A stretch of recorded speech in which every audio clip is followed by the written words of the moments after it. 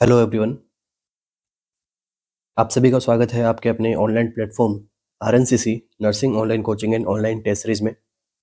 मैं विपिन ईएसआईसी दिल्ली से आप सभी के लिए आज एक इम्पोर्टेंट सेशन लेके आया हूँ, जो कि आपके अपकमिंग एग्जाम नॉर्सेट के लिए जो है टोटली जो है सेशन रहने वाला है। ठीक है, तो इस सेशन में हम क्या करेंगे? इस सेशन में हम ये करेंगे कि जो भी हम एमसीक्यू सोल्व करेंगे, पहली बात तो वो एक पीवाईक्यू होगा नॉर्सेट का। ठीक है, और दूसरी बात, उस पीवाईक्यू से जितने भी रिमेनिंग एमसीक्यूज बनेंगे आपके उस टॉपिक में से, उन सभी को हम क्या करेंगे, यहाँ पे सोल्व करते हुए आगे बढ़ेंगे। ठीक है, एटलीस्ट जो हम पढ़ रहे हैं उस टॉपिक में से वापस से दोबारा कोई एग्जाम में एमसीक्यू आता है तो वो आपसे जो है मिस नहीं होना चाहिए, या फिर ऐसा नहीं लगना चाहिए कि ये एमसीक्यू तो कभी किसी ने पढ़ाया नहीं है। ठीक है, तो हम वो पूरी कोशिश करेंगे। ठीक है, आपको बेस्ट टू बेस्ट आपको यहाँ पे देने की कोशिश करेंगे। ठीक है, इस एक सेशन में। ठीक है, तो आपको क्या करना है, नोटबुक लेके बैठना है और क्लास को जो है कंप्लीट करना है। ठीक है, टिल एंड आपको यहाँ पे सेशन देखना है। ठीक है, और इस सेशन के रिगार्डिंग किसी भी प्रकार की आपको क्वेरीज हो, या फिर किसी भी प्रकार को आपको कुछ बताना हो कि सेशन में थोड़े और ज़्यादा एमसीक्यूज यहाँ पे ऐड कीजिए, या फिर जो है एक्सप्लेनेशन का तरीका है उसको शॉर्ट कीजिए, या फिर अच्छा है तरीका, नहीं अच्छा है तरीका, मतलब किसी भी प्रकार का फीडबैक जो है आप प्लीज़ हमें जो है बताइएगा। तो उससे क्या होगा, हमें जो है और ज़्यादा इंप्रूव करने में मदद मिलेगी। ठीक है, और इसके अलावा एक छोटी सी इन्फॉर्मेशन, नॉर्सेट के लिए जो है टेस्ट सीरीज वगैरह जो है अपने ऐप के ऊपर जो है लॉन्च कर दी गई है। ऐप का नाम है आरएनसीसी ऐप, आपको यहाँ पे प्ले स्टोर पे मिल जाएगा। ठीक है, और या फिर आप जो है किसी प्रकार की क्वेरीज के लिए आप हमारे सपोर्टिव नंबर पे कॉल कर सकते हैं, जो कि आपको नीचे शो हो रहे होंगे। सो आई होप ये सेशन आपको अच्छा लगे। तो शुरू करते हैं आज के अपने सेशन को बिना किसी देरी के। ठीक है, not set oriented complete session रहने वाला है। ठीक है, टिल एग्जाम ये जो सेशन है, ये जो क्लासेस है आपकी रहने वाली है। तो शुरू करते हैं आज के अपने सेशन को। एमसीक्यू है अपना।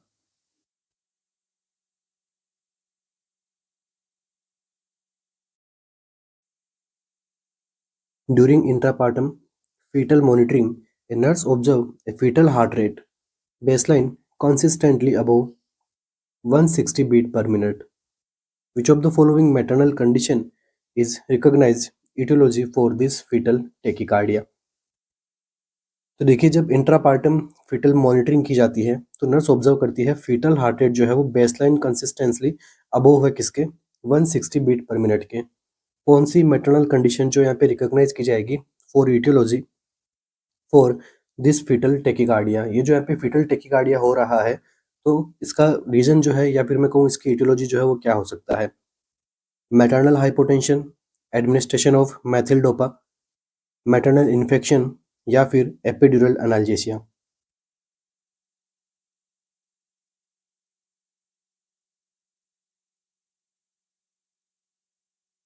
क्या रहेगा अपना यहाँ पे आंसर? तो देखिए यहाँ पे हो क्या रहा है, यहाँ पे हो रहा है फीटल टेकिकार्डिया। सबसे पहले इसकी डेफिनेशन देखते हैं।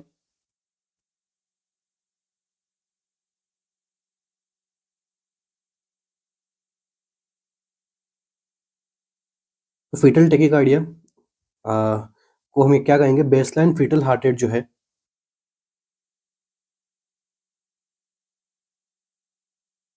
बेसलाइन फीटल हार्ट रेट जो है वो कंसिस्टेंटली अबव रहती है।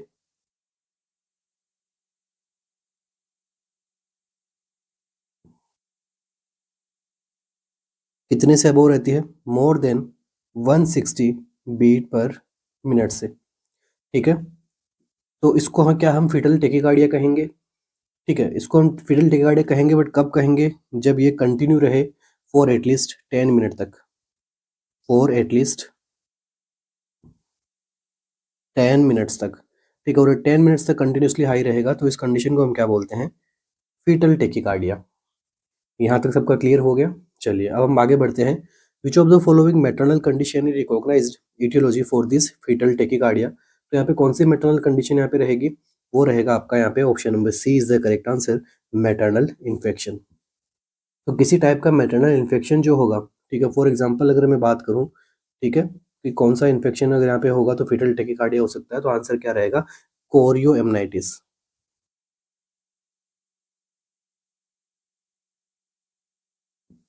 ठीक है, तो इस केस में आपको क्या देखने को मिल सकता है? फीटल टेकिकार्डिया आपको यहाँ पे देखने को मिल सकता है। क्यों होगा? क्योंकि देखो, मैटरनल इन्फेक्शन है तो मैटरनल क्या होगा, यहाँ पे फीवर होगा।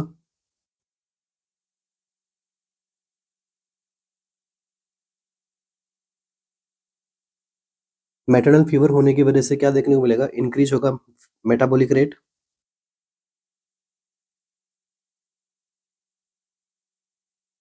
और ये मेटाबॉलिक रेट जो है मदर के अंदर भी इंक्रीज होगी और एज वेल एज फीटस की भी जो है यहाँ पे मेटाबॉलिक रेट इंक्रीज होगी, जिसकी वजह से डायरेक्टली जो है एलिवेट होगी फीटल हार्ट रेट। ठीक है, सिंपल एमसीक्यू था। चलिए आगे हम बढ़ते हैं। फीटल हार्ट रेट अबनॉर्मलिटीज में क्या जो है कंपैरिजन हो सकता है, तो देखो एक है यहाँ पे टेकिकार्डिया, जैसा आपको ये एमसीक्यू पूछा गया था। ठीक है, तो फीटल टेकिकार्डिया किसको कहेंगे, more than 160 beat per minute होना। नेक्स्ट कॉमन एटियोलॉजी क्या रहती है, तो मैटरनल इन्फेक्शन।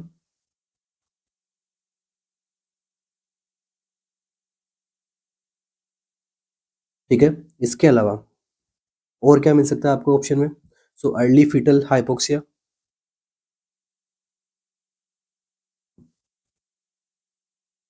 इस केस में भी जो आपको यहाँ पे फीटल हार्ट रेट इंक्रीज होती हुई देखने को मिलेगी। नेक्स्ट ड्रग्स, ड्रग्स में कौन सी आती है, तो एट्रोपिन और सेकेंडली टर्बुटालिन।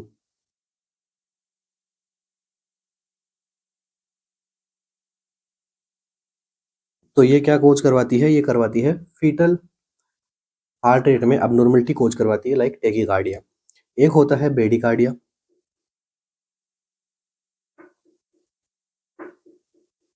और ब्रेडिकार्डिया से आप क्या समझते हो कि फीटल हार्ट रेट जो है वो less than 110 beat per minute से अगर डिक्रीज होती है या फिर इसके इक्वल चलती है, तो हम इसको क्या समझते हैं, ब्रेडिकार्डिया। और ब्रेडिकार्डिया के क्या क्या कोज हो सकते हैं, सो एक कोज होता है यहाँ पे मैटरनल हाइपोटेंशन।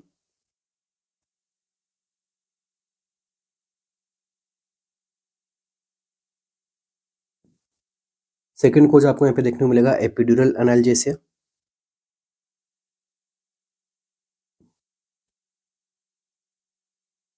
ठीक है, नेक्स्ट आपको यहाँ पे देखने को मिलेगा ड्रग्स। कौन सी ड्रग है जो ब्रेडिकार्डिया कोज करवाती है, आंसर क्या रहेगा आपका, मैथिल डोपा। यहाँ से एमसीक्यू पूछा गया है। इसके अलावा लास्ट ऑप्शन जो है क्या, कॉर्ड कंप्रेशन।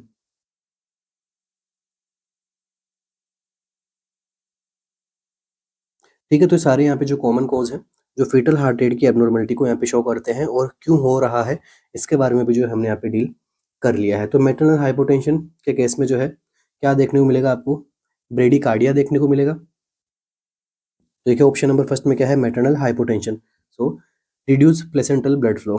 ठीक है, मैटरनल हाइपोटेंशन अगर होगा तो क्या देखने को मिलेगा आपको,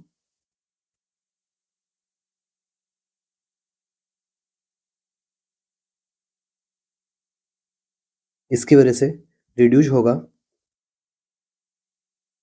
प्लेसेंटल ब्लड फ्लो। और प्लेसेंटल ब्लड फ्लो जब डिक्रीज होगा तो क्या देखने को मिलेगा आपको, हार्ट रेट जो है क्या होगी यहाँ पे। ठीक है, प्राइमरली हार्ट रेट यहाँ पे क्या रहेगी आपकी, डिक्रीज आपको यहाँ पे देखने को मिलेगा। या फिर क्वेश्चन में आपको मिल सकता है लेट डिसलेटेशन।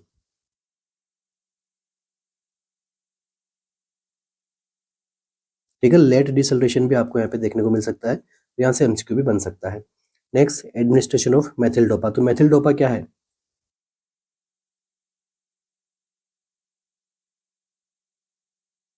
मेथिल डोपा क्या होता है, एक प्रकार से एंटी हाइपरटेंसिव ड्रग है।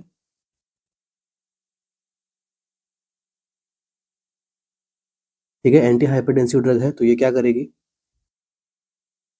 डिक्रीज करती है हार्ट रेट को। ओके, नेक्स्ट एपिड्यूरल एनाल्जेसिया, तो एपिड्यूरल एनाल्जेसिया की वजह से रिस्क होती है किसकी, मैटरनल हाइपोटेंशन की।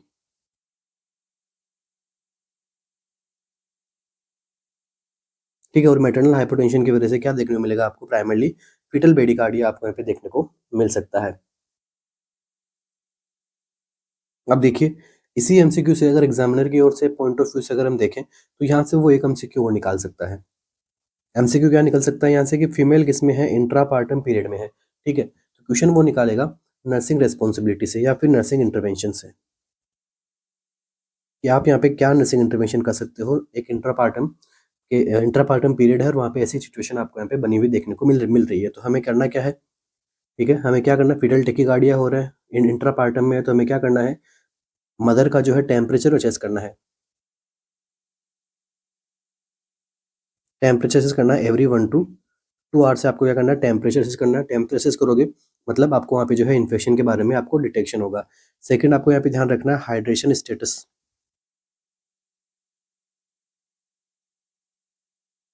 ठीक है, हाइड्रेशन स्टेटस का आपको यहाँ पे ध्यान रखना है। ठीक है, तो क्योंकि हाइड्रेशन स्टेटस अगर मेंटेन रहेगा जिससे प्लेसेंटल परफ्यूजन जो है यहाँ पे मेंटेन रहेगा और पेशेंट में जो है कॉम्प्लिकेशंस आपको ना के बराबर देखने को मिलेगी।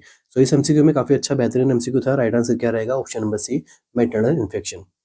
बाकी हमने सारा समझा है फीटल टेकिकार्डिया, ब्रेडिकार्डिया के बारे में, क्या कैसे ये वर्क करता है और हुआ क्यों है, और बाकी के ऑप्शंस भी हमने समझे हैं। अगर इनसे भी एग्जाम में एमसीक्यू आते हैं तो हम क्या कर सकते हैं, इजीली सोल्व आउट कर सकते हैं। नेक्स्ट एमसीक्यू,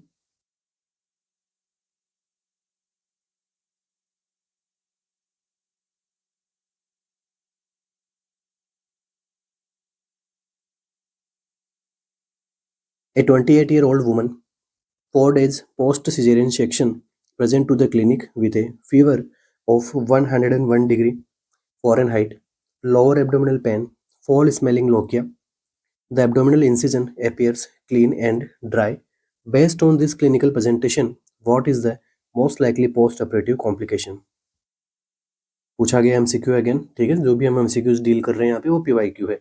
ओके, पीवाईक्यू है तो अपने आप में ये टॉपिक जो है इंपॉर्टेंट होता है आपके एग्जाम के लिए, और साथ में हो सकता है कि इस टॉपिक में से रिपीट कुछ एमसीक्यू आपको देखने को मिले, या फिर इसी के सिमिलर कुछ दूसरा एमसीक्यू या फिर लैंग्वेज बदल के आपको एमसीक्यू पूछा जाए। ठीक है, तो हमें प्रिपेयर रहना है हर तरीके से। तो देखो, एक 28-year-old वुमन है, 4 days पोस्ट सिजेरियन सेक्शन है। ठीक है, अभी जो है वो क्लिनिक आती है, फीवर है उसको, एब्डोमिनल पेन हो रहा है, फॉल स्मेलिंग लोकिया है वहाँ पे, और एब्डोमिनल इंसिजन आप यहाँ पे देखते हो तो वो कैसा है, क्लीन है और ड्राई है।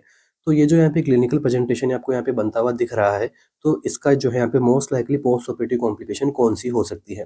पैरालाइटिक इलियस की वजह से डीप वेन थ्रोम्बोसिस, एंडोमायोमेट्राइटिस और स्पाइनल हेडेक। आई थिंक काफ़ी सिंपल एमसीक्यू है अपना ये। ओके, तो जो आपको यहाँ पे क्लिनिकल प्रेजेंटेशन दिख रहा है, फीवर है, लोअर एब्डोमिनल पेन है, फॉल स्मेलिंग लोकिया आपको यहाँ पे दिख रहा है। ठीक है, तो देखो हुआ क्या है पेशेंट में, पोस्ट सिजेरियन सेक्शन जो है यहाँ पे ये सब चीज़ें देखने को मिल रही है। ठीक है, तो सारी की सारी ये आपको देखने को मिलता है एज ए कॉम्प्लिकेशन ऑफ एंडोमायोमेट्राइटिस। ठीक है, तो एंडोमायोमेट्राइटिस के केस में ये सारी कंडीशंस आपको यहाँ पे देखने को मिलती है। तो एंडोमायोमेट्राइटिस होता क्या है?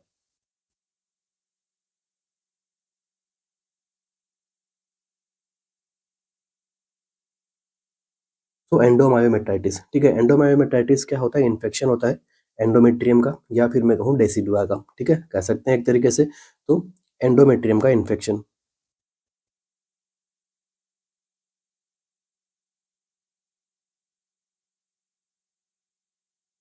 ठीक है, और यहाँ पे जो है मायोमेट्रियम भी यहाँ पे इन्वॉल्व होती है।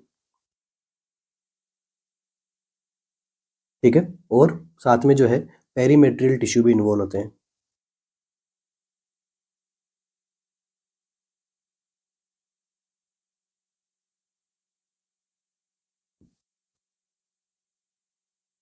ठीक है, it is the most common infectious complication after caesarean section. ठीक है, तो यहाँ पे सिजेरियन सेक्शन के बाद में पूछा है 4 days।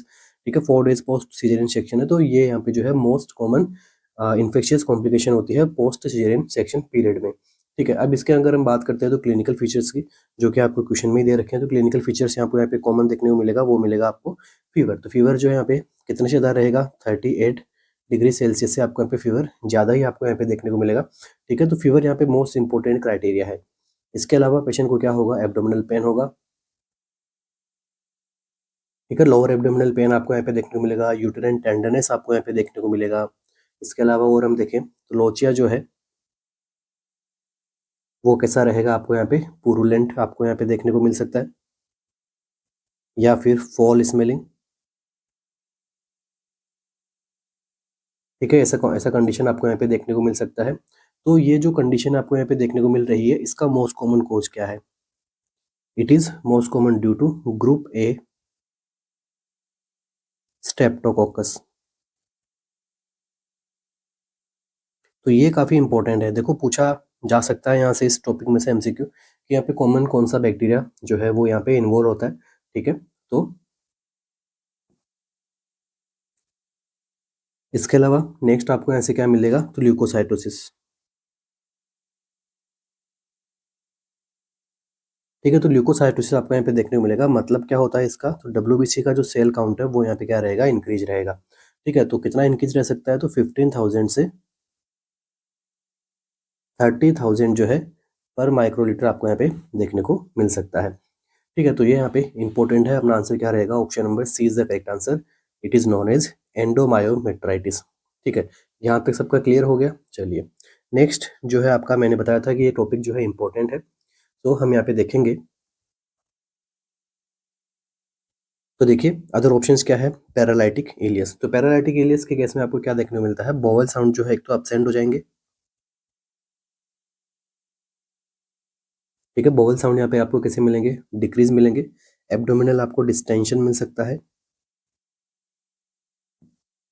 और क्या देखने को मिल सकता है, तो वॉमिटिंग, पैरालाइटिक इलियस के केस में।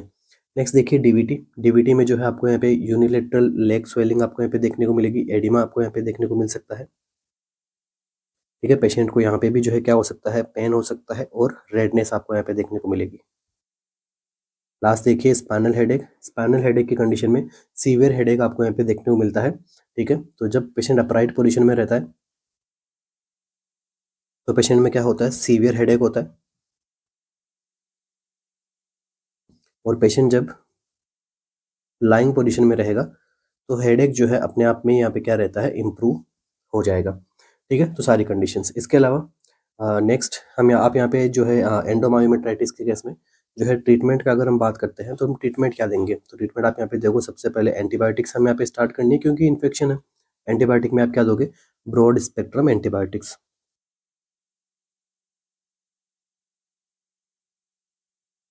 ठीक है, ब्रॉड स्पेक्ट्रम जो है आईवी एंटीबायोटिक्स आपको यहाँ पे देना है। कौन सी देखो आप यहाँ पे, तो क्लिंडामाइसिन दे सकते हैं। ठीक है, प्लस जेंटामाइसिन। तो ये यहाँ पे क्या रहता है, ट्रीटमेंट जो यहाँ पे प्रोटोकॉल रहेगा। इसके अलावा जब पेशेंट को एंडोमेट्राइटिस होता है तो इसकी पोजीशनिंग कौन सी देनी है, पोजीशनिंग अपने यहाँ पे क्या रखना है, semi फोलर position.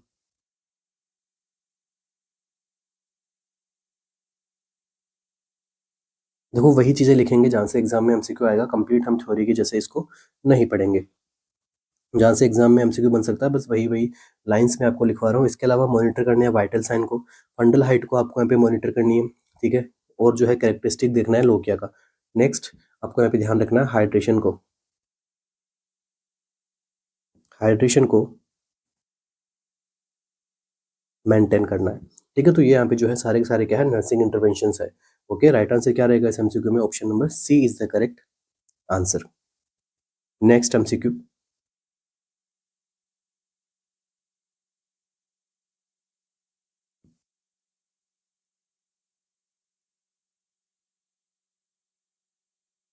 nursing mother require medication for an infection.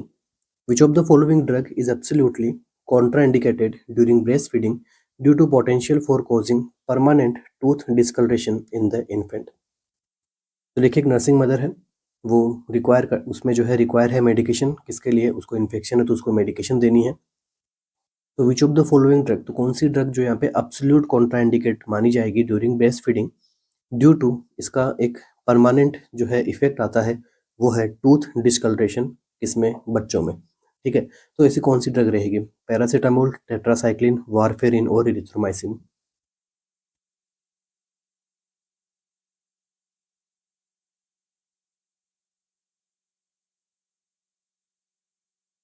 तो देखिए यहाँ पे राइट आंसर जो रहेगा वह क्या रहेगा, टेट्रासाइक्लिन। तो टेट्रासाइक्लिन क्या रहती है, एब्सोल्यूट कॉन्ट्राइंडिकेट रहती है। ठीक है, एब्सोल्यूट कॉन्ट्राइंडिकेट रहेगी ड्यूरिंग ब्रेस्ट फीडिंग। ठीक है, तो ये क्या होती है, ये ड्रग जो होती है वो क्या करती है, डिपॉजिट हो जाती है, डिपॉजिट इन द इन्फेंट्स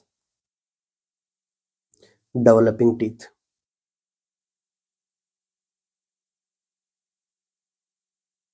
ठीक है, तो बच्चे के जो डेवलपिंग टीथ है वहाँ पे जो है ये डिपॉजिट हो जाती है और वहाँ पे क्या देखने को मिलता है, परमानेंट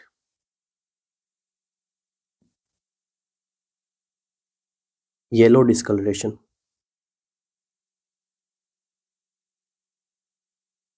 आपको यहाँ पे देखने को मिलता है। ठीक है, और साथ में जो है एक तो ये हो गया, दूसरा ये क्या करता है, इन्फेंट की बोन ग्रोथ पे भी क्या करता है, अफेक्ट करता है। नेक्स्ट देखिए पैरासीटामोल। पैरासीटामोल जनरली यहाँ पे सेफ मानी जाती है ड्यूरिंग ब्रेस्ट फीडिंग, और ये सेफ कब तक है, जब तक इसको थेरापेटिक डोज के ऊपर हम काम में लेते हैं। ठीक है, वारफेरिन, वारफेरिन भी जो यहाँ पे जो है सेफ मानी जाएगी, ठीक है, ड्यूरिंग ब्रेस्ट फीडिंग, क्योंकि जो है ब्रेस्ट मिल्क के केस में जो है ये जो है आपको mother to fetus, sorry, mother to infant जो है यहाँ पे ट्रांसमिट नहीं होती है। ओके, अगर होती भी है तो बहुत ही माइनर अमाउंट में अगर होगी यहाँ पे, ठीक है, पहले तो ये होती नहीं है, अगर होती भी है तो बहुत ही स्कैंटी और माइनर अमाउंट के अंदर या फिर स्मॉल अमाउंट के अंदर ये देखने को मिलेगी, जिसका क्लिनिकली इतना यहाँ पे इम्पेक्ट नहीं पड़ेगा।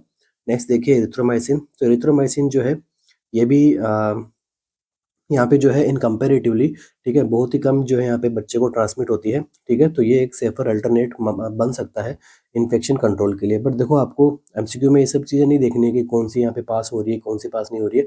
जस्ट सिंपली आपसे पूछा है कि कौन सी ऐसी जो यहाँ पे एंटीबायोटिक है या फिर कौन सी मेडिकेशन है जो कॉज करती है परमानेंट टूथ डिस्कलरेशन को, तो ये आंसर क्या रहेगा, tetracycline.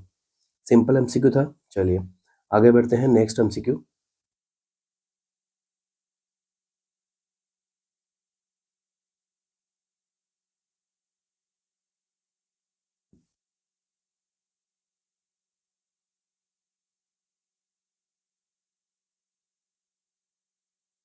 A pregnant woman at 16 weeks of gestation is diagnosed with primary varicella infection.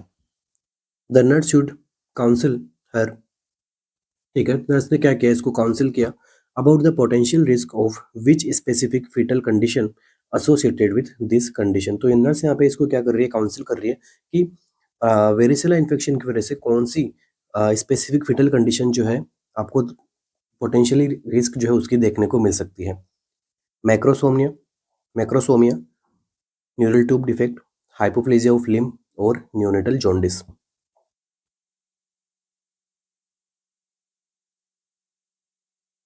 क्या रहेगा अपने यहाँ पे answer, macrosomia, neural tube defect, hypoplasia of limb और neonatal jaundice.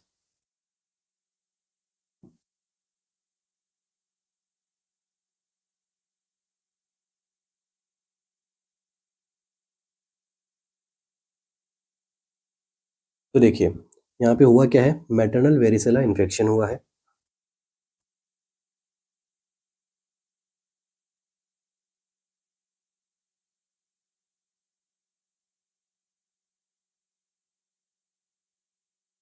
Maternal varicella infection, ठीक है, और कब हुआ है, during during the first 20 weeks of pregnancy के टाइम पे हुआ है। ठीक है, maternal varicella infection during the first 20 week of pregnancy, इसकी वजह से एक काफ़ी रेयर बट सीरियस कंडीशन यहाँ पे डेवलप हो सकती है, जिसको हम बोलते हैं कंजेनाइटल वेरिसेला सिंड्रोम।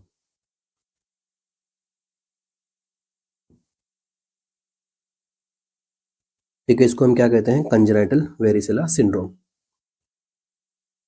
ठीक है, अब कंजेनाइटल वेरिसेला सिंड्रोम है क्या, इंपॉर्टेंट है, पूछा जा चुका एमसीक्यू है, जैसे ये एमसीक्यू पूछा है वैसे पर्टिकुलरली आपको जो है कंजेनाइटल वेरिसेला सिंड्रोम के बारे में भी पूछा गया है। तो इस सिंड्रोम के अंदर आपको क्या देखने को मिलता है, स्पेसिफिकली आपको यहाँ पे क्या देखने को मिलता है, बर्थ डिफेक्ट आपको यहाँ पे देखने को मिलता है। ठीक है, तो कैसे बर्थ डिफेक्ट आपको यहाँ पे देखने को मिलेगा, सो अंडर डेवलप लिम्फ।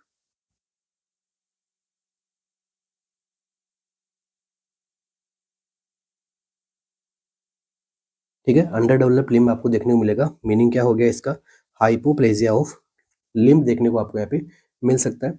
सो ये इसका जो है मोस्ट डिस्टिंक्ट फीचर माना जाता है। ठीक है, हाइपोप्लेजिया ऑफ द लिम्ब, ठीक है, ऐसा बर्थ डिफेक्ट आपको यहाँ पे देखने को मिलेगा। इसके अलावा और यहाँ पे जो है कौन कौन से जो है क्लिनिकल फीचर्स आपको यहाँ पे देखने को मिलेंगे। फर्स्ट हो गया आपका यहाँ पे limb hypoplasia,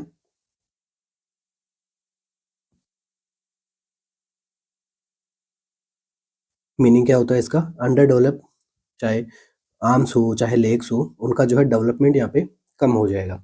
next second one is cutaneous scarring.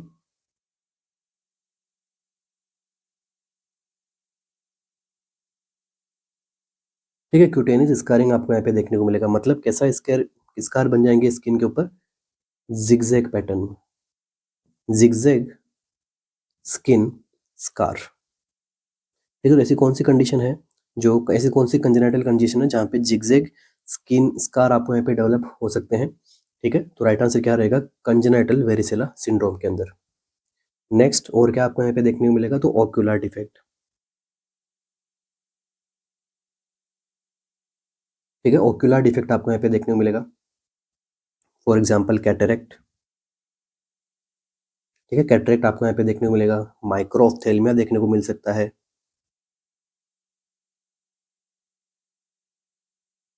Etcetera. Next feature आपको यहाँ पे क्या देखने को मिलेगा, न्यूरोलॉजिकल एब्नॉर्मलिटी के अंदर,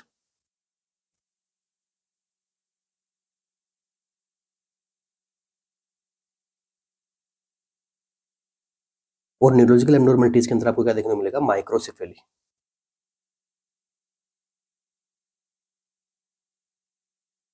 ठीक है, माइक्रोसेफेली आपको यहाँ पे देखने को मिलेगा, या फिर पेशेंट में जो है कंडीशन डेवलप हो जाएगी सीजर्स की। ठीक है, इसके अलावा और क्या आपको यहाँ पे देखने को मिलेगा, तो इंट्रा यूटेराइन ग्रोथ रिटार्डेशन की कंडीशन भी आपको यहाँ पे देखने को मिल सकती है। टॉपिक क्या था आपका, भूलना नहीं है, टॉपिक था आपका कंजेनाइटल वेरिसेला सिंड्रोम। तो यहाँ पे क्या होता है, मैक्रोसोमिया नहीं होता है, अभी हमने पढ़ा था क्या होता है, माइक्रोसिफेली होता है। ठीक है, सो इंट्रायूटेराइन ग्रोथ रिटार्डेशन आपको यहाँ पे देखने को मिलेगा, तो मैक्रोसोमिया यहाँ पे नहीं देखने को मिलेगा। न्यूरल ट्यूब डिफेक्ट जनरली आपको यहाँ पे देखने को मिलता है फोलेट डिफिशियंसी के केस में, वहाँ पे आपको जो है न्यूरल ट्यूब डिफेक्ट आपको यहाँ पे देखने को मिलेगा।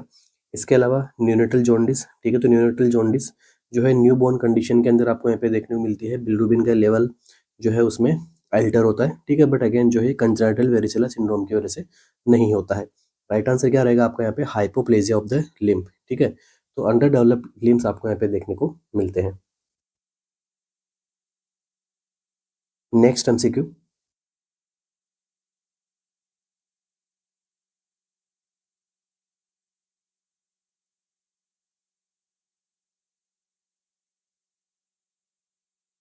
when instructing a patient on collecting a sputum sample for suspected pulmonary tuberculosis, which pre-test instruction is essential to minimize contamination।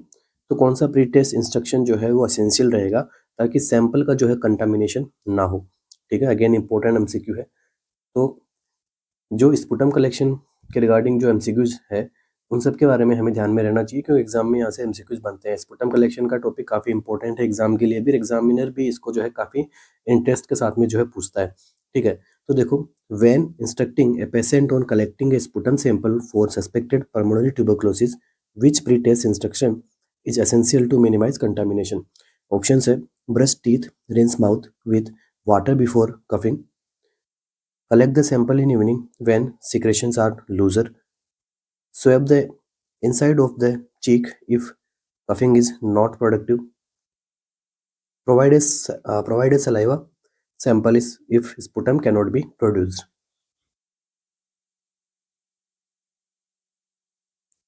तो देखिए, ये जो आपका यहाँ पे एमसीक्यू है वो प्रैक्टिकली आपको जो है यहाँ पे पूछा गया है कि भाई किस तरीके से जो है हम यहाँ पे स्पुटम का सैंपल हम यहाँ पे कलेक्ट करेंगे। ठीक है, या फिर जो हम क्या यहाँ पे प्री टेस्ट इंस्ट्रक्शन जो है पेशेंट को प्रोवाइड करेंगे। तो देखो, प्योर सिंपल आपको यहाँ पे लेना है। सबसे पहले तो हमें सैंपल कैसा लेना चाहिए, प्योरली यहाँ पे सैंपल लेना है जिससे जो है एक्यूरेटली डायग्नोस किया जा सके किसको, ट्यूबरकुलोसिस को।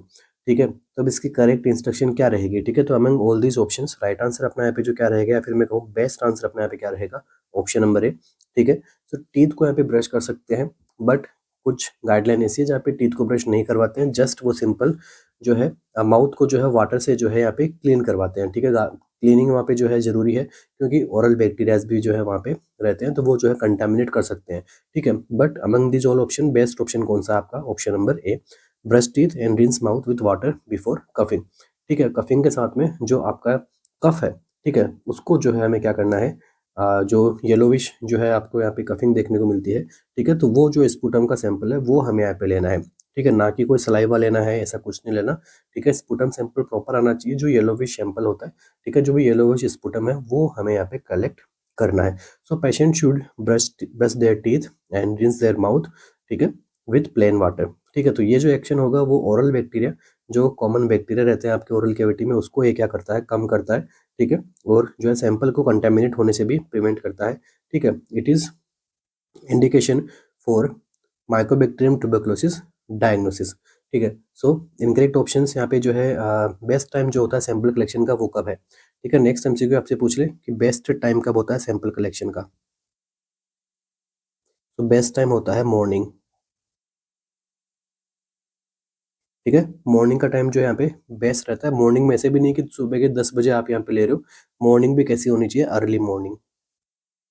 ठीक है, अर्ली मॉर्निंग से यहाँ पे आपको लेना है, क्योंकि अर्ली मॉर्निंग पे क्या होता है, सिक्रेशंस जो होते हैं वो जो है धीरे धीरे रात में बढ़ जाते हैं। ठीक है, तो इजीली जो है हम सैंपल कलेक्ट कर सकते हैं मॉर्निंग टाइम में। ठीक है, तो कंसंट्रेटेड सैंपल आपको यहाँ पे देखने को मिलेगा।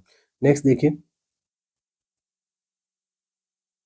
जो हमने यहाँ पे सैंपल कलेक्ट किया है, ठीक है, जो हमने यहाँ पे सैंपल कलेक्ट किया है वो क्या है, आपका स्पुटम सैंपल, जो कि हमने किसके लिए कलेक्ट किया है, ट्यूबरकुलोसिस के डायग्नोसिस करने के लिए।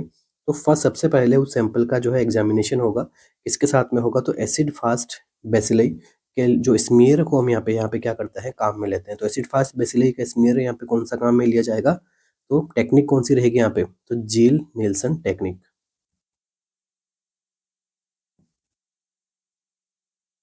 या फिर जील नीलसन स्टेन को हम यहाँ पे क्या करते हैं, काम में लेते हैं for the diagnosis of Mycobacterium tuberculosis. तो क्या देखने को मिलेगा आपको कि इस स्मीयर में, एसिड फास्ट बेसिलस स्मीयर में, ठीक है, क्या होगा कि जो आपकी माइकोबैक्टीरियम ट्यूबरकुलोसिस है, ठीक है, जो आपका माइकोबैक्टीरियम ट्यूबरकुलोसिस है वो क्या करेगा, एक वैक्सी सेल वॉल जो है वो जो यहाँ पे बना लेगा। ठीक है, और आपको अपीयरेंस कैसा देगा, जेडन स्टेन में आपको अपीयरेंस कैसा देगा, रेड स्टेन का आपको यहाँ पे अपीयरेंस देता है ये। और रेड स्टेन कब देगा, जब हम क्या करेंगे, इसका एसिड वॉश करते हैं। सो एसिड वॉश के टाइम पे क्या शो करता है, ये रेड स्टेन आपको यहाँ पे शो करता है। तो हम क्या देखेंगे, हम ब्लू बैकग्राउंड, हम जो हम यहाँ पे लाइटिंग वगैरह रखेंगे वहाँ पे, तो वहाँ पे जो ब्लू बैकग्राउंड रखेंगे, ठीक है, उस बैकग्राउंड के अंदर आपको जो है क्या देखने को मिलेगा, रेड रोड्स आपको जो है यहाँ पे हम कह सकते हैं भाई रेडिश कलर का जो आपको स्टेन आपको यहाँ पे बनता हुआ देखने को मिलेगा। ठीक है, सो राइट आंसर जो आपका यहाँ पे क्या रहेगा, option number A is the correct answer. ठीक है, सिंपली जो है वैक्सी सेल वॉल अपीयरेंस आपको यहाँ पे बताएगा Mycobacterium tuberculosis in the acid fast bacillus smear में। और टेक्निक कौन सी होनी चाहिए, स्टेन कौन सा काम में लेंगे, तो जील नीलसन स्टेन हम यहाँ पे काम में लेते हैं।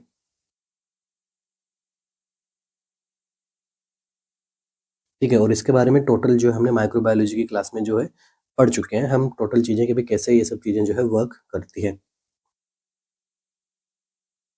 Next MCQ,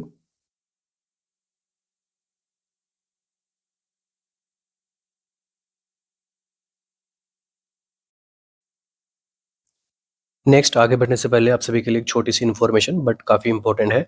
RRB special 50 model test plan जो है अपने ऑफिशियल ऐप पे जो है लॉन्च कर दिए गए हैं।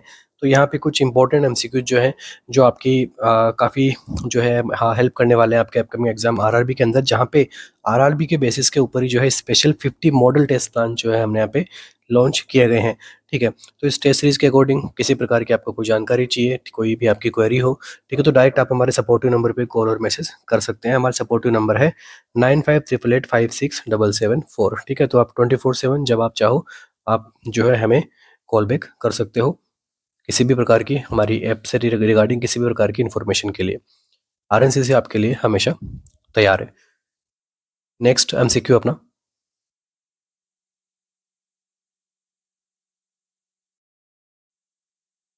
a nurse administer a laxative suppository to a patient. 5 minutes later, the nurse find that the patient was unable to retain it, and the suppository was expelled into the toilet. What's what is nurse's priority action? इस condition में जो है nurse का priority action क्या रहेगा? तो देखिए, एक नर्स जो होती है वो एडमिनिस्टर करती है लैक्सेटिव सपोजिटरी को एक पेशेंट के लिए। 5 मिनट लेटर नर्स पता करती है, ठीक है, नर्स को पता लगता है या फिर पेशेंट जो है वहाँ पे जो है सपोजिटरी को रिटेन नहीं कर पाता है और वो एक्सपेल आउट हो जाती है कहाँ पे, टॉयलेट में। तो नर्स का प्रायोरिटी एक्शन यहाँ पे क्या रहेगा, document in the MAR that the medication was refused by the patient, administer another suppository immediately to ensure a therapeutic effect, assess the patient and notify the healthcare provider that the suppository was expelled, instruct the patient to remain on their side for at least 30 minutes next time। तो देखो simple MCQ है, क्या रहेगा अपना answer, जब suppository जो है expelled out हो जाती है, ठीक है, डिजोल्व होने से पहले, ठीक है, या फिर एब्जॉर्प्शन से पहले, ठीक है, तो यहाँ पे इसका थेरेपेटिक इफेक्ट जो है वो कहीं ना कहीं क्या हुआ है, कॉम्प्रोमाइज्ड होगा, क्योंकि एब्जॉर्ब भी नहीं हुई तो ये वर्क कैसे करेगी। ठीक है, तो प्रायोरिटी नर्सिंग प्रायोरिटी जो है हमारे जाएगा, वो जाएगा पेशेंट को असेस करना और नोटिफाई करना हेल्थ केयर प्रोवाइडर को कि सपोजिटरी वो क्या हो गई है, एक्सपेल आउट हो गई है। ठीक है, सिंपल, आपको यहाँ पे कुछ भी अपना यहाँ पे एक्स्ट्रा माइंड नहीं लगाना, सिंपली हम जो है क्वेश्चन की लैंग्वेज के साथ में आगे बढ़ेंगे। ठीक है, तो हमें क्या करना है, असेसमेंट करना है। तो नर्स क्या करेगी, यहाँ पे एग्जामाइन करेगी कि जो एक्सपल्ड सपोजिटरी है, ठीक है, जो एक्सपेल सपोजिटरी है वो उसको असेस करेगी कि हाँ भाई एक्सपेल आउट हुई है नहीं हुई है, ठीक है, या फिर कोई पार्शियली वहाँ पे कोई डिसोल्वमेंट आपको यहाँ पे देखने को मिल रहा है। ठीक है, तो वो जो उसको ऐसा करने से क्या होगा, ऐसा करने से हम डिटरमाइन कर सकते हैं कि मेडिकेशन कितनी एब्जॉर्ब हुई है। ठीक है, इसके अलावा हमें क्या करना है, हेल्थ केयर प्रोवाइडर को जो है इन्फॉर्म करना है, ठीक है, कि वो अगर चाहे तो वो नया ऑर्डर कर सकता है कि भाई मेडिकेशन तो जो है एब्जॉर्ब हुई नहीं है, या फिर मेडिकेशन जो है वहाँ पे डिसोल्व हुआ नहीं है, तो वो जो है सेकेंड डोज को आपको जो है बिना ऑर्डर के आपको यहाँ पे कभी भी जो है नहीं खुद से देना है। ठीक है, तो ये क्या करता है, मेडिकेशन एरर कर सकता है, फिर टॉक्सिसिटी क्रिएट कर सकता है। ठीक है, अगर क्योंकि वहाँ पे पार्शियली अगर एब्जॉर्प्शन हुआ है, तो अगर आप यहाँ पे देखोगे, तो अगर आप नेक्स्ट सपोजिटरी दोगे और वो वहाँ पे कंप्लीटली स्टे कर जाती है, तो कहीं ना कहीं डोज वहाँ पे बढ़ जाएगी, जिसकी वजह से जो है टॉक्सिसिटी आपको यहाँ पे देखने को मिल सकती है। तो इवोल्यूशन क्या करना है, सबसे पहले, अब जब ऐसा कोई केस आता है आपके पास में, तो सबसे पहले आपको क्या करना है, असेसमेंट करना है, ठीक है, पता लगाना है। ठीक है, इसके अलावा सेकंड, क्या हमें वहाँ पे री-एडमिनिस्टर करना है, नहीं करना। ठीक है, हमें यहाँ पे बिल्कुल भी जो है री-एडमिनिस्टर नहीं करना है। नेक्स्ट देखिए, डॉक्यूमेंट रिफ्यूजल। ठीक है, तो पेशेंट ने जो है रिफ्यूज़ नहीं किया है डॉक्यूमेंट लेने से। ठीक है, तो देखो ऑप्शन नंबर फर्स्ट में क्या लिखा गया है कि भाई इसको जो MAR के अंदर जो है इसको रिकॉर्ड कर देंगे, डॉक्यूमेंट कर देंगे, भाई पेशेंट ने मना कर दिया। नहीं, ऐसा नहीं है, पेशेंट ने मना नहीं किया है, वो जो है इनवॉलंटरीली जो है एक्सपेल आउट हुई है, तो ये करना रॉन्ग प्रैक्टिस है। नेक्स्ट देखिए, इंस्ट्रक्ट द पेशेंट कि उसको आपको जो है नेक्स्ट टाइम जो है 30 मिनट के लिए आपको जो है यहाँ पे रिमेन रहना है। ठीक है, एक ही पोजीशन के अंदर। ठीक है, तो एजुकेशन जो है इंपॉर्टेंट है, बट वो जो है इमीडिएट जो मिस्ड डोज हुआ है उसके लिए वो यहाँ पे नर्सिंग एजुकेशन यहाँ पे नहीं दी जा रही है, दी जा रही है कि भाई जब आप यहाँ पे रिमेन रहना है, ठीक है, नेक्स्ट टाइम अगली बार आपको यहाँ पे 30 मिनट तक आपको ध्यान देना है, बट अभी जो होगा उसके लिए क्या। ठीक है, तो हमें यहाँ पे आंसर करना है, वो क्या रहेगा, option number C is the correct answer. ठीक है, तो इससे क्या होगा, तो हमें यहाँ पे कौन सी पोजिशन हमें यहाँ पे काम में लेनी है। ठीक है, अब देखो इसी के सिमिलर थोड़ा सा MCQ बनेगा, तो वो बनेगा टू प्रिवेंट एक्सपल्शन।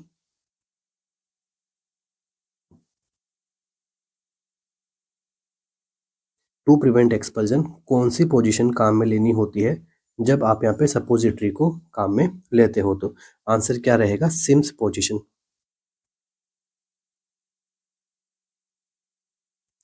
ठीक है, पूछा गया MCQ है, सिम्स पोजीशन आपको यहाँ पे काम में लेनी है, या फिर पेशेंट को आपको जो है फ्लैट पोजीशन में लाई करना है, कितने मिनट तक, 5 मिनट तक। ठीक है, तो इतने में क्या होगा, यहाँ पे मेडिकेशन जो है वो मेल्ट होगी। ठीक है, और जो है लेक्टल वॉल के जो है चारों तरफ जो क्या कर जाएगी, एडहेर कर जाएगी, फिर उससे जो है वो रिमूव नहीं हो पाएगी। सिंपल MCQ था, राइट आंसर क्या रहेगा आपका यहाँ पे, option number C is the correct answer. Next MCQ,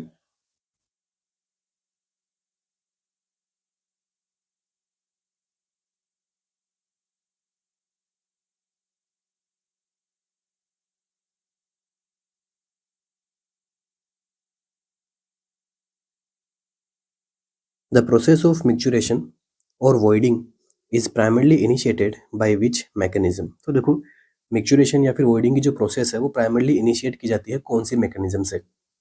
the micturition reflex are mediated by parasympathetic nervous system, voluntary contraction of the abdominal muscle, hormonal signal from the adrenal gland, sympathetic nervous system stimulation causing bladder contraction।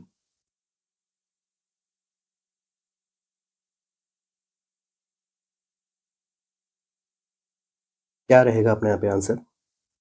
So micturition जो है एक complex process होती है जहाँ पे involuntary और voluntary control जो होते हैं दोनों ही यहाँ पे क्या करते हैं, वर्क करते हैं। ठीक है, तो प्राइमरी मैकेनिज्म आपसे पूछी है, प्राइमरी मैकेनिज्म क्या होती है? सो प्राइमरी मैकेनिज्म जो है, ठीक है, राइट आंसर ही चूज कर लेता हूँ। प्राइमरी मैकेनिज्म जो होती है वो होती है एक्टिवेट होना। एक्टिवेट क्या होगा यहाँ पे? Micturition reflex arc. ठीक है, तो जो मिक्चुरेशन रिफ्लेक्स आर्क है ये यहाँ पे क्या होता है? एक्टिवेट होता है। ठीक है, और उसके बाद में जो है नर्वस सिस्टम का रोल आता है, किसका? पैरासिम्पैथेटिक नर्वस सिस्टम का। तो पैरासिम्पैथेटिक नर्वस सिस्टम जो है यहाँ पे कहाँ से जो है आपके कौन सा स्पाइनल सेगमेंट से जो है आपको यहाँ पे पैरासिम्पैथेटिक नर्वस सिस्टम यहाँ पे सप्लाई होगा इसका? तो स्पाइनल सेगमेंट की अगर मैं बात करूँ, ठीक है, स्पाइनल सेगमेंट की अगर मैं बात करूँ तो ये होता है S2 से लेके S4 स्पाइनल सेगमेंट जो है वो जो यहाँ पे इस पे वर्क करता है पैरासिम्पैथेटिक नर्वस सिस्टम। तो ये क्या करेगा? ये करेगा, स्टिमुलेट करेगा डेट्रोसर मसल को।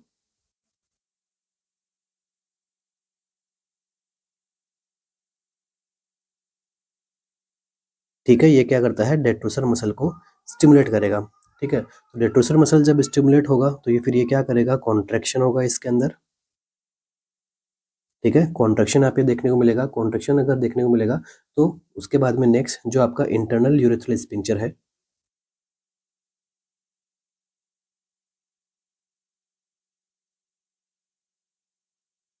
ठीक है, ये क्या होगा? रिलैक्स होगा। ठीक है, इंटरनल यूरेथ्रल स्फिंक्टर है वो क्या होगा? यहाँ पे रिलैक्स होगा, जिसकी वजह से यूरिन जो है फ्लो करेगा आउटवर्ड। ठीक है, जिसकी वजह से क्या होगा? यूरिन जो है ड्रेन करेगा। ठीक है, अब इसमें जो है नेक्स्ट सिंपैथेटिक रोल क्या होता है? जो सिंपैथेटिक नर्वस सिस्टम होता है वो काम में आता है आपको स्टोरेज फेज में।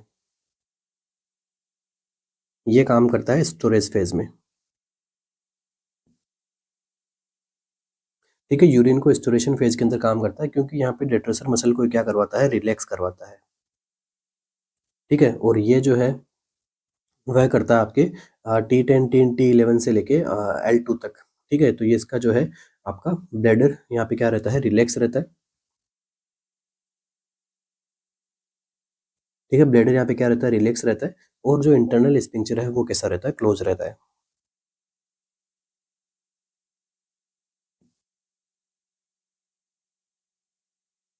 ठीक है, सिंपल है। इसके बाद में नेक्स्ट जो चीज़ वर्क करती है वो करता है आपका वॉलेंट्री कंट्रोल।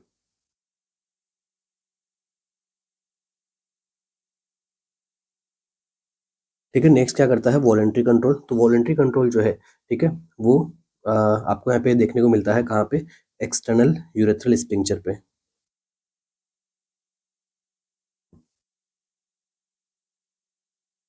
ठीक है, और ये जो है यहाँ पे वर्क करता है आपकी ये जो रिफ्लेक्स है ये जनरली अफेक्ट करता है, जैसे सपोज आपका जो पोडेंडल जो नर्व ब्रांचेज है या फिर मैं कहूँ पैरासिम्पैथेटिक नर्वस सिस्टम है वो भी यहाँ पे क्या करता है? वर्क करता है। तो देखो क्या होता है जब डैमेज होता है स्पाइनल कॉर्ड।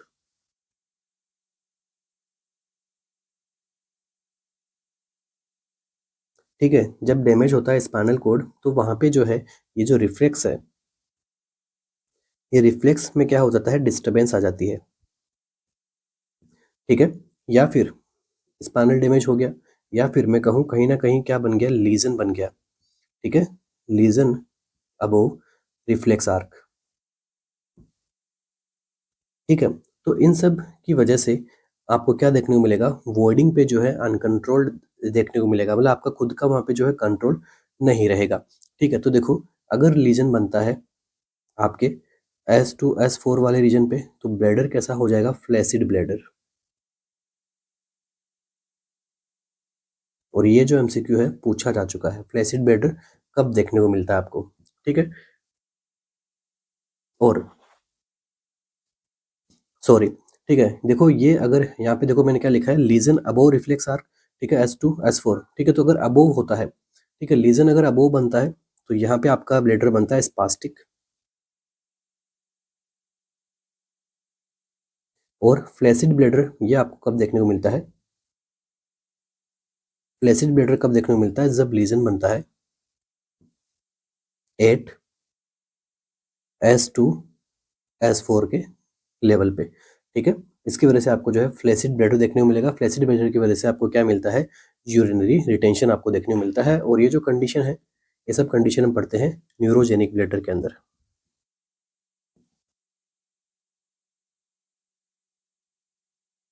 तो neurogenic bladder again it is very important topic for your नॉर्सेट exam. ठीक है, तो ये सब चीज़ें हमें समझना है। टू द पॉइंट हम ये मैं क्या लिखवा रहा हूँ यहाँ पे, क्वेश्चन से लिखवा रहा हूँ। ठीक है, कंप्लीट आप सबके पास में थ्योरी पढ़ी होगी, बट थ्योरी में पढ़ना क्या है वो चीज़ें हम यहाँ पे क्या कर रहे हैं, डिस्कस कर रहे हैं। ठीक है, अच्छे से इसको हम समझते हुए आगे चलेंगे। ठीक है, so if the lesion is above S2, ठीक है, वहाँ पे आपको कैसा मिलेगा, स्पास्टिक या फिर रिफ्लेक्स ब्लैडर देखने को मिलेगा। और अगर यहाँ पे क्या रहती है, वॉइडिंग अनकंट्रोल रहती है। और अगर लीजन बनता है at the level of S2 S4, उस केस में क्या मिलता है आपको, यहाँ पे फ्लैसिड ब्लैडर देखने को मिलता है। और यहाँ पे क्या मिलेगा आपको, urinary retention.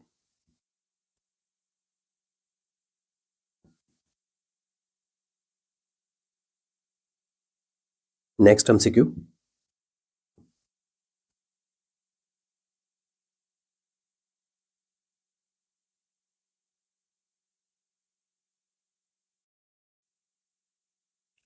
a patient is brought to the emergency department with altered mental status, respiratory depression हो रहा है, 8 breaths per minute and constricted pupils. Based on this toxidome, the nurse should anticipate preparing for the administration of which antidote.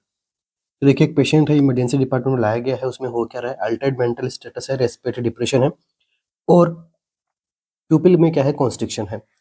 तो ये जो आपको यहाँ पे जो टॉक्सीडोम आपको यहाँ पे देखने को मिल रहा है, नर्स जो है क्या एंटिसिपेट करेगी कि किसका एडमिनिस्ट्रेशन के लिए, कौन से एंटीडोट को एडमिनिस्ट्रेशन के लिए नर्स यहाँ पे जो है प्रिपेयरिंग करना स्टार्ट करेगी, या फिर प्रिपेयरिंग क्या करना है, फ्लूमाजेनिल, नेलोक्सोन, एट्रोपिन और एक्टिवेटेड चारकोल।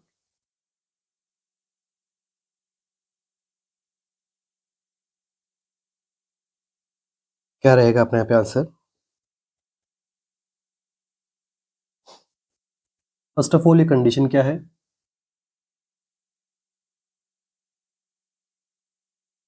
तो देखिए यहाँ पे क्या हो रहा है, देखो एक तो कंडीशन यहाँ पे देखने को मिल रही है आपको, इमरजेंसी डिपार्टमेंट में है अल्टर्ड मेंटल स्टेटस।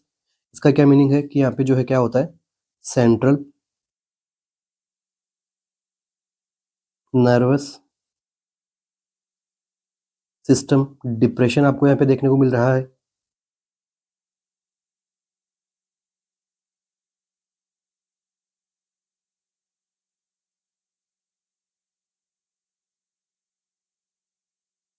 ठीक है, सेकंड क्या है, यहाँ पे रेस्पिरेटरी डिप्रेशन आपको यहाँ पे देखने को मिल रहा है।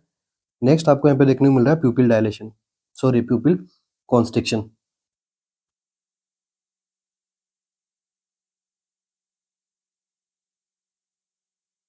ठीक है, तो इसका मतलब क्या होता है, मियोसिस। तो ये तीनों के तीनों जो है क्लासिकल ट्रायड होते हैं किसके, ओपियोइड ओवरडोज के।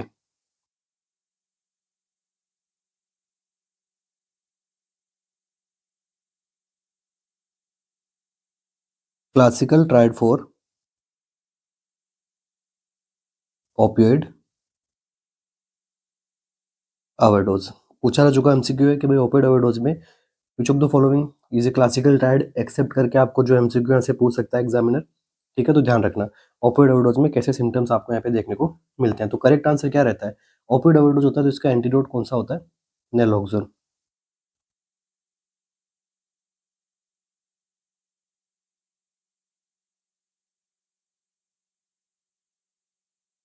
ऑप्शन नंबर यहाँ पे कौन सा करेक्ट रहेगा, ऑप्शन बी जो है अपना यहाँ पे वो अपना करेक्ट आंसर रहता है। ठीक है, तो नेलोक्सोन जो है कॉम्पिटिटिव ओपियोइड एंटागोनिस्ट होता है जो रिवर्स करता है इफेक्ट ऑफ ओपियोइड टॉक्सिसिटी को। ठीक है, नेक्स्ट देखिए क्या है, फ्लूमाजेनिल। तो फ्लूमाजेनिल क्या करता है, रिवर्स करता है किसके इफेक्ट को, बेंजोडाइजेपिन को।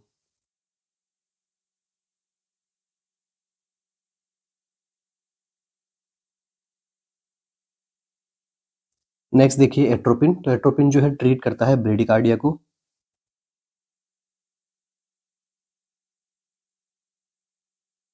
ठीक है, ब्रेडिकार्डिया को ये ट्रीट करता है। और दूसरा कोलिनर्जिक जो पॉइजनिंग है, ठीक है, या फिर मैं कहूँ ऑर्गेनोफॉस्फेट की पॉइजनिंग के केस में ये एंटीडोट की तरह काम में आता है।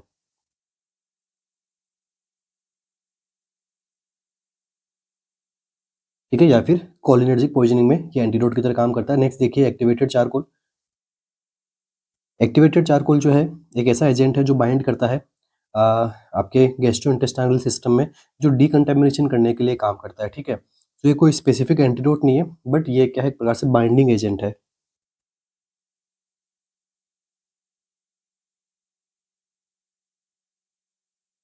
For gastrointestinal डिकंटामिनेशन।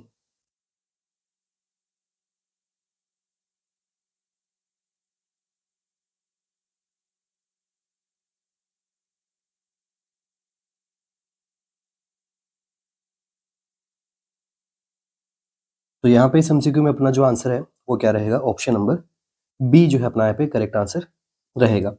नेक्स्ट देखिए, ये जो आपको एमसीक्यू पूछा गया है ये कॉमन एमसीक्यू है। ठीक है, इसके अलावा और कौन कौन से कॉमन जो टॉक्सिक कंडीशन है और उनके एंटीडोट के बारे में हम यहाँ पे देखते हैं। तो ओपियोइड के बारे में हमने देख लिया कि पुपिल कैसी होती है, कॉन्स्ट्रिक्टेड होती है, रेस्पिरेटरी यहाँ पे जो है डिप्रेशन देखने को मिलता है।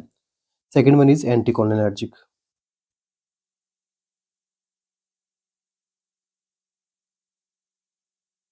ठीक है, तो एंटीकोलिनर्जिक टॉक्सिसिटी होती है, तो आपको यहाँ पे कैसे की साइन देखने को मिलते हैं। ठीक है, देखो पूरी पूरी क्लास यहाँ पे इंपॉर्टेंट है, तो टोटली यहाँ पे जो है कंसर्न अपने यहाँ पे किस पे है, एमसीक्यूज पे है। ठीक है, तो जब एंटीकोलिनर्जिक की जब टॉक्सिसिटी होती है तो आपको कैसे फीचर्स देखने को मिलते हैं, तो डायलेटेड आइज या फिर प्यूपिल्स, इसके अलावा ड्राई स्किन, इसके अलावा टेकिकार्डिया। ये सारी कंडीशंस आपको यहाँ पे देखने को मिलती है, और हम यहाँ पे एंटीडोट क्या काम में लेते हैं, एंटीडोट हम यहाँ पे काम में लेते हैं फिजियोस्टिग्माइन।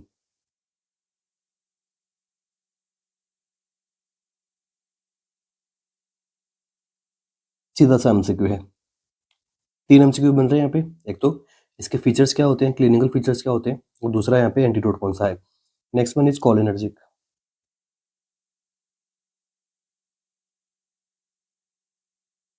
क्या देखने को मिलेगा आपको, वेट सिम्टम्स आएंगे, फॉर एग्जाम्पल एक्सेसिव सलाइवेशन,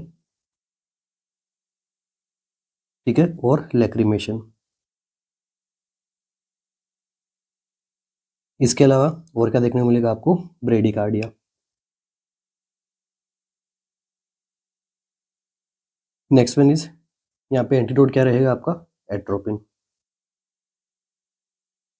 ठीक है, एट्रोपिन अगर ऑप्शन में ना हो तो प्रालिडोक्सिन।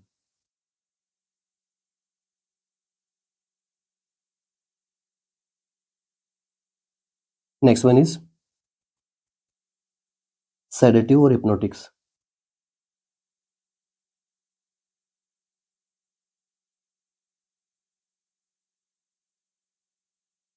तो इसके लिए आपको क्या देखने को मिलेगा, देखो पेशेंट में क्या रहेगा, स्लर्ड स्पीच रहेगा, और क्या देखने को मिलेगा, कंफ्यूजन। Next ataxia. ये फीचर्स आपको यहाँ पे देखने को मिलेंगे। अब इसके लिए आपके पास में क्या है, ठीक है, इसके लिए आपके पास में क्या है, फ्लूमाजेनिल। ठीक है, और बेंजोज। तो ये सारे जो कॉमन टॉक्सिनोम्स है, ठीक है, और इनके एंटीडोट के बारे में हमने देखा है, की साइन हमने देखा है। ठीक है, तो it is very important MCQ for your any kind of exam. ठीक है, राइट आंसर क्या रहेगा अपने यहाँ पे, ऑप्शन नंबर बी, जो कि क्या था, नेलोक्सोन। नेक्स्ट एमसीक्यू,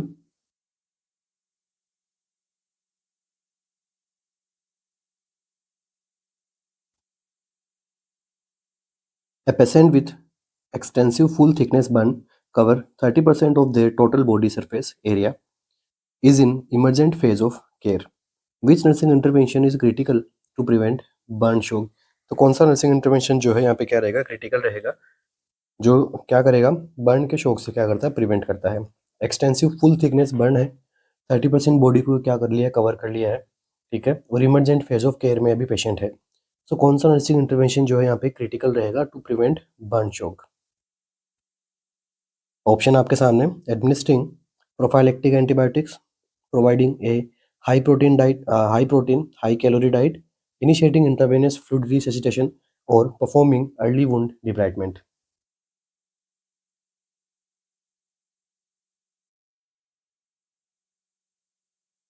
क्या रहेगा अपना यहाँ पे आंसर? तो देखिए इंपॉर्टेंट एमसीक्यू है। देखो जब बात आती है इमरजेंट फेज़ की, ठीक है? जब बात आती है इमरजेंट फेज़ की, तो हमें कुछ यहाँ पे प्राइमरी गोल्स को यहाँ पे सेट करना होता है, ताकि हम प्रिवेंट कर सकें किसको? बर्न इंड्यूस्ड शॉक को, ठीक है? तो हाइपोवोलेमिया शॉक हो सकता है, या फिर जो है डिस्ट्रीब्यूटिव शॉक आपको यहाँ पे देखने को मिल सकता है। डिस्ट्रीब्यूटिव शॉक क्यों देखने को मिल सकता है? क्योंकि मैसिव फ्लूइड शिफ्ट आपको यहाँ पे देखने को मिलता है, ठीक है? हम लिख सकते हैं यहाँ पे काइंड ऑफ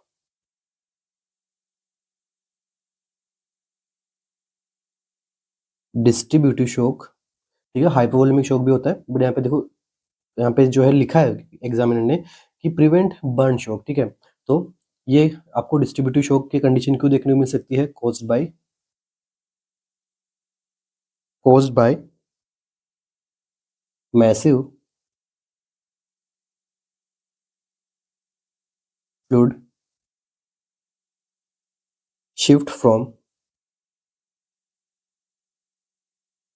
द इंट्रावेस्कुलर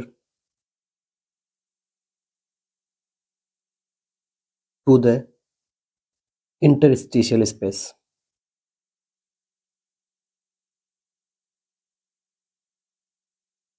जिसकी वजह से आपको जो है डिस्ट्रीब्यूटिव शॉक की कंडीशन आपको यहाँ पे देखने को मिल सकती है। ऐसा ना हो तो हमें यहाँ पे क्या करना है? प्राइमरी फ्लूइड रिसैसिटेशन आपको यहाँ पे परफॉर्म करना होगा। सेकेंडली आप यहाँ पे क्या कर सकते हो? अदर इंटरवेंशंस पे आप देखोगे तो न्यूट्रिशनल सपोर्ट आप यहाँ पे दे सकते हो, ठीक है? इन्फेक्शन वगैरह से वो सब चीज़ें बचानी है, बट प्राइमरी हम अगर हम बात करें, ऑप्शन सी अपना क्या रहेगा? करेक्ट आंसर रहेगा, इनिशिएटिंग इंट्रावेनियस फ्लूइड रिसैसिटेशन, ठीक है? सो देखो, जब ऐसी कोई कंडीशन होती है, या फिर ये जो आपको पूछी गई है, ये आपको पूछी गई क्या? इमरजेंट फेज,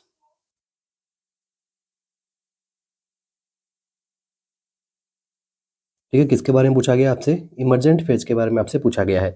तो इमरजेंट फेज के जो मैनेजमेंट हम करते हैं, या फिर जो है नर्सिंग इंटरवेंशन जो है, वो क्या क्या रहता है? फर्स्ट वन देखिए, एयरवे, ठीक है?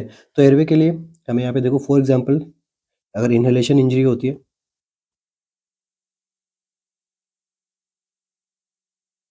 ठीक है? उस केस में जो है आपको यहाँ पे प्रोवाइड करना होता है ह्यूमिडिफाइड O2,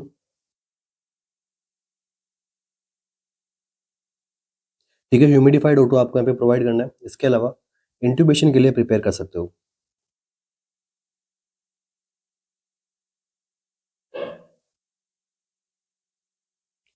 सेकंड थिंग आपको यहाँ पे देखना है फ्लूइड वॉल्यूम,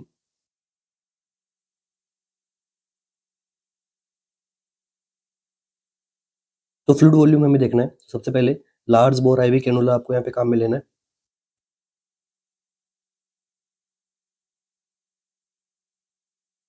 इसके अलावा जो भी यहाँ पे प्रिस्क्राइब्ड फ्लूइड है, उसको आपको क्या करना है? प्रिस्क्राइब करना है।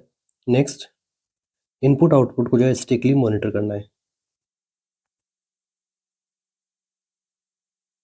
नेक्स्ट देखिए, थर्मो रेगुलेशन,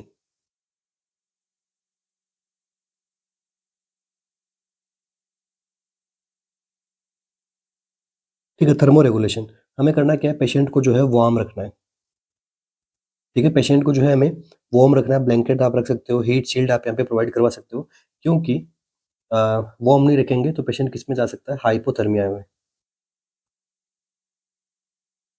हाइपोथर्मिया के चांसेस यहाँ पे ज़्यादा होते हैं। नेक्स्ट थिंग हमें क्या करना है? पेन मैनेजमेंट करना है।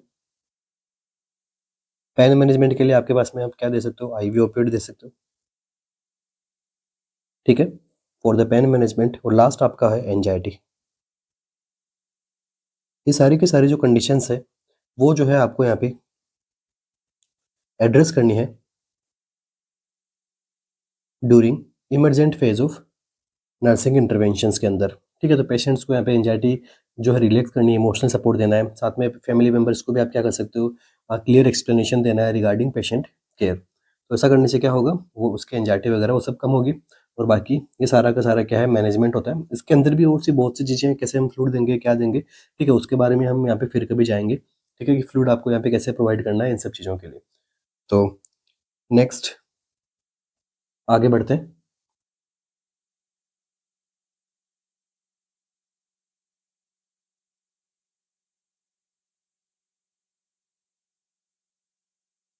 ए primary purpose of the therapeutic nurse patient relationship is to, ठीक है, देखो थेरापेटिक नर्स पेशेंट रिलेशनशिप का जो है प्राइमरी पर्पज क्या होता है? Provide friendship and socialization for the patient, ensure the nurse personal need for satisfaction are met, assist the patient in using their personal resources to meet health need, establish an intimate long-term emotional commitment. So basically आपसे पूछा गया कि भाई therapeutic nurse patient relationship का primary purpose क्या होता है? Simple MCQ है, राइट आंसर अपने यहाँ पे क्या रहेगा? ऑप्शन नंबर सी, असिस्ट करना पेशेंट को, ठीक है, using their personal resources to meet health needs, ठीक है, तो ये आपका यहाँ पे रहता है थेरापेटिक जो है रिलेशनशिप क्या करता है, प्राइमरी पर्पज क्या होता है, फोकस करता है पेशेंट की नीड्स पे, ठीक है, और नर्स जो है क्या करती है, प्रोफेशनल स्किल्स को यहाँ पे काम में लेके पेशेंट्स की जो नीड्स को यहाँ पे या फिर पेशेंट्स की जो कंडीशंस को यहाँ पे जो है इम्प्रूव करने के लिए या फिर पेशेंट की कंडीशंस को कॉप करने के लिए, ठीक है, पेशेंट के खुद की ग्रोथ के लिए, ठीक है, ये सब चीज़ें जो है यहाँ पे फॉलो करती है, ठीक है। इसके अलावा एक होता है सोशल रिलेशनशिप। सोशल रिलेशन का मतलब हो गया कि भाई जो नर्स है वो एज ए फ्रेंड्स की तरह काम करती है, ठीक है, फॉर फन, ठीक है। तो इस कंडीशन में जो है नीड्स जो आपको यहाँ पे देखने को मिलती है वो नर्स की भी नीड यहाँ पे फुलफिल होती है और पेशेंट की भी नीड यहाँ पे फुलफिल हो सकती है अगर सोशल रिलेशनशिप मेंटेन रखना है तो, ठीक है। इसके अलावा एक और यहाँ पे आपको यहाँ पे जैसे ऑप्शन नंबर ए में क्या बताया, friendship and socialization, this is the social need या फिर सोशल रिलेशनशिप,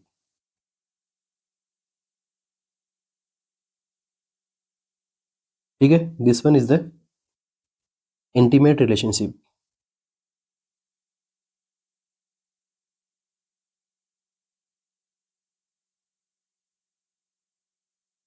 ठीक है।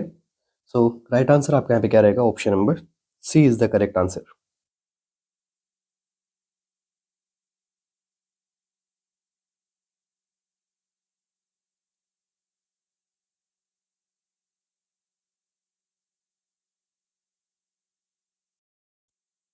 तो इसी के साथ ही आज के अपने सेशन को कंप्लीट करेंगे। आशा करता हूँ कि आपका जो वीडियो लेक्चर है काफ़ी आपको अच्छा लगा हो, काफ़ी इन्फॉर्मेटिव लगा हो। प्लीज़ हमें फीडबैक देना नहीं भूलिएगा, ठीक है? फीडबैक दोगे, इससे आपका यहाँ पे जो है ज़्यादा अच्छा जो है हेल्प मिलेगी। तो हम उससे आपके अकॉर्डिंग जो है चीज़ों को इम्प्रूव करने की कोशिश करेंगे कि आपको बेहतर तरीके से कैसे समझ में आएगा या फिर आप कैसे पढ़ना चाहते हो, ठीक है? तो आरएनसीसी जो है आपके लिए हमेशा रेडी है, ठीक है? किसी भी तरह की क्वेरीज जो है आप हमें जो हमारे सपोर्टिव नंबर पे कॉल मैसेज कर सकते हो रिगार्डिंग क्लासेस या फिर रिगार्डिंग टेस्ट सीरीज या फिर रिगार्डिंग ऑफलाइन जो क्लासेज हमारी चल रही है वहाँ पे, ठीक है? आपको किसी प्रकार की क्वेरीज है, प्लीज़ आप जो है 24/7 बिना किसी हेजिटेंसी के साथ में आप हमें कॉल और मैसेज कर सकते हैं। हमारी टीम जो है आपको 24/7 आपको यहाँ पे रिप्लाई करने के लिए बाध्य है।